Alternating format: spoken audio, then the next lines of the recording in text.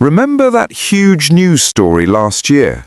The one that dominated every headline, every social feed? Or maybe that viral video that swept the globe, shaping opinions overnight?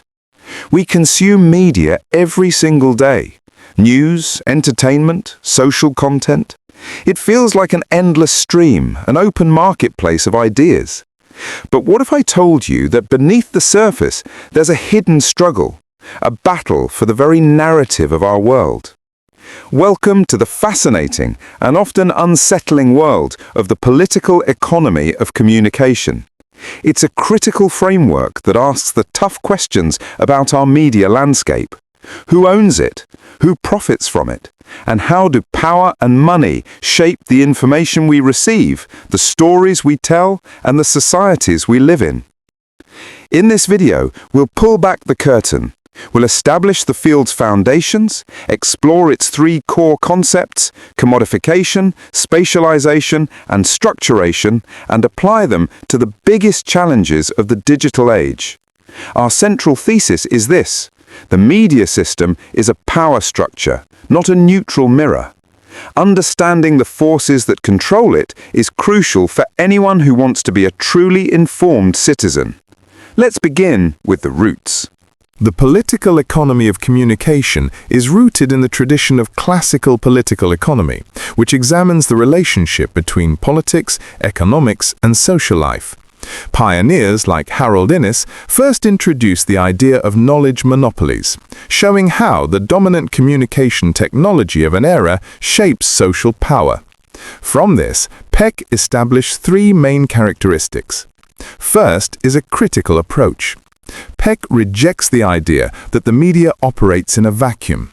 It argues that media systems are deeply embedded in the structure of capitalism and therefore must be analyzed critically, focusing on how they affect the overall disposition of power in society. Second is the emphasis on social totality. This means looking at the big picture. We don't just study a single article, we analyze the entire system, the economic, political, and cultural forces that produce it. Third is a commitment to moral philosophy and praxis. Peck is not just descriptive, it is prescriptive. It has a moral concern for social justice and democracy, and a commitment to praxis, which is the idea of linking theory with concrete action for social change. At its core, Peck is interested in the why of media output. Why is this specific story being told? Often, the answer lies in the economic structure. The media is fundamentally an industry, and its main purpose, in a capitalist context, is to generate profit. This drives decisions about what content is produced, how long it runs, and who it serves. This brings us to a foundational concept: media ownership and concentration. Peck scholars consistently highlight how a handful of large transnational corporations, think your Comcast, your Disney, your News Corp, control a disproportionate share of the global media landscape. This concentration of power limits the diversity of voices, homogenizes content, and primarily serves the interest of the elite owners rather than the broad public good. This sets the stage for our three main pillars, starting with the most profound: commodification. The first pillar of Peck, as championed by scholar Vincent Mosco, is commodification. This is the process of transforming things that we value for their use into marketable products valued for their exchange. That is, turning something into a commodity to be bought and sold for profit. Peck applies this lens to three key areas within communication. First, content commodification. This is the most obvious. News, films, music, and streaming subscriptions are all commodities. Their content decisions are driven not by public service, but by profit potential. For example, a news outlet might prioritize sensational, high-traffic stories over expensive, in-depth investigative journalism, because the former generates more clicks and ad revenue. This commercial logic dictates the quality and focus of our information. Second, and perhaps the most critical, audience commodification. This groundbreaking concept comes from PEC pioneer Dallas Smythe. Smythe argued that when you watch an ad-supported TV show or read an ad-supported newspaper, the true commodity being produced and sold is not the show or the paper itself. The real commodity is your attention, or more precisely, the marketable demographic of the audience, which is then sold to advertisers. Smythe famously called this the production of the audience commodity. You, the viewer, are essentially performing audience labor, which the media company extracts and sells for profit. This concept is foundational to understanding the entire commercial media system. Third, labor commodification. This refers to the people working within the communication industries. PEC scholars examine how the work of journalists, platform developers, and even modern gig workers is managed, organized, and exploited for corporate profit. In the digital age, this extends to free tech and the prosumer. When you create content on YouTube, TikTok, or Instagram, you are performing unpaid labor that generates massive wealth for the platform owners. You are both the producer, pro, and the consumer, sumer, and your uncompensated labor is a form of commodification. The second pillar, spatialization, describes how communication technologies and media systems overcome the constraints of space and time. In practical terms, this concept is how we analyze globalization and the rise of massive, transnational media corporations. The internet and fiber optics dramatically compress the world, allowing a handful of companies to dominate markets across entire continents.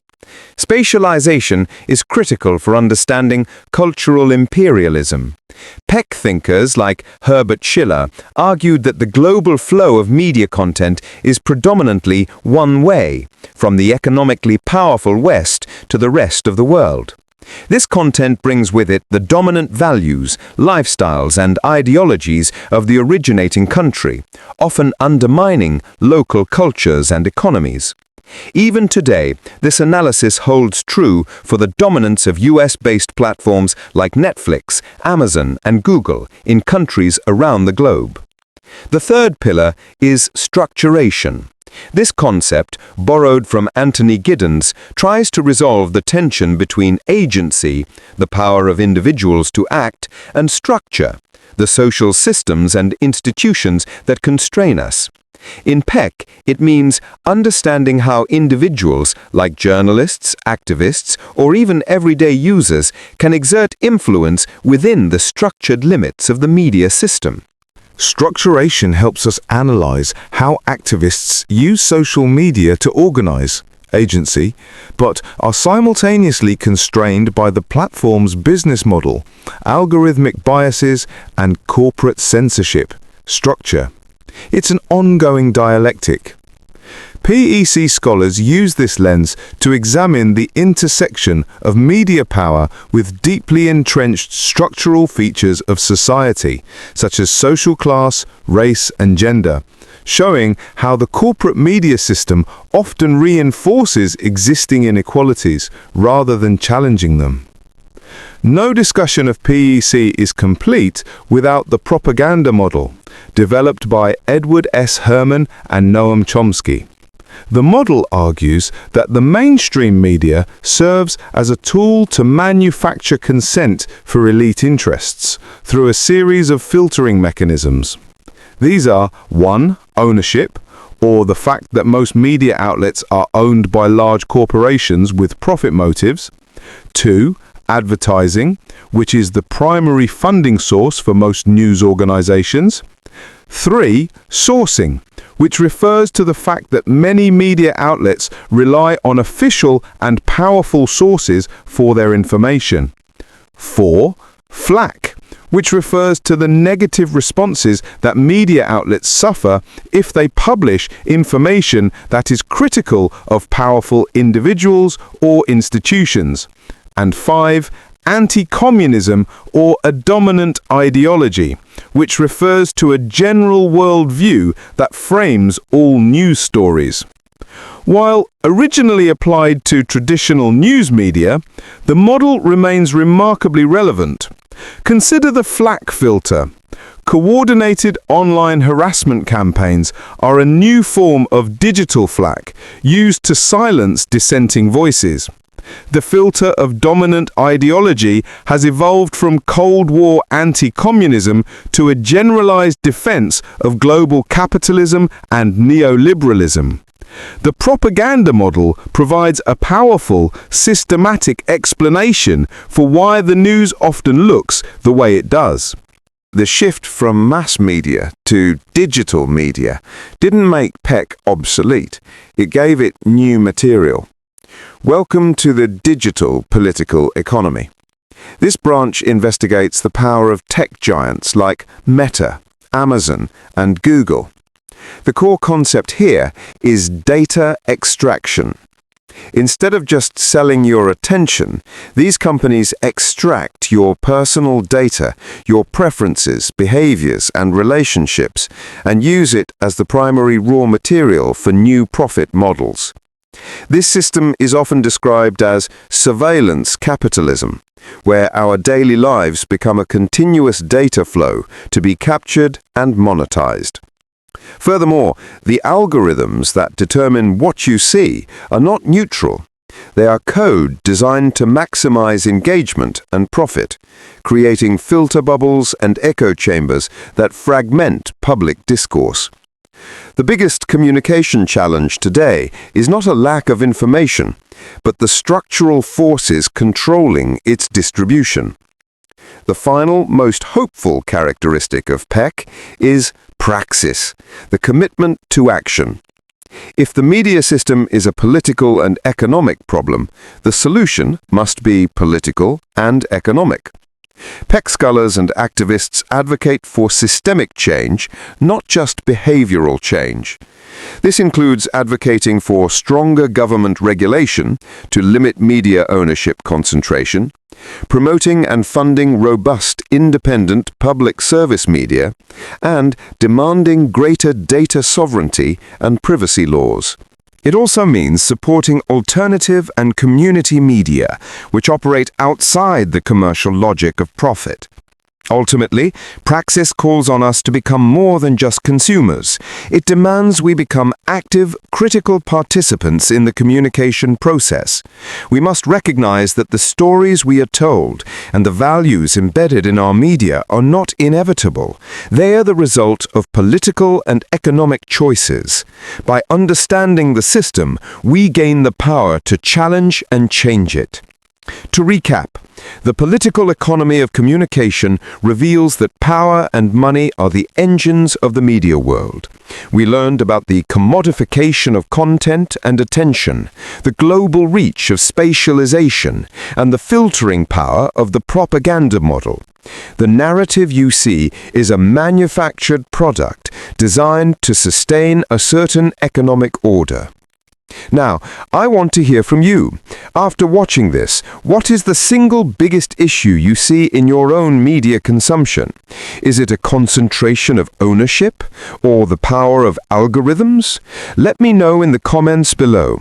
If this video helped you understand the hidden forces shaping your world, please like, subscribe, and share it with someone who needs to hear this message. Thank you for watching, and stay critical.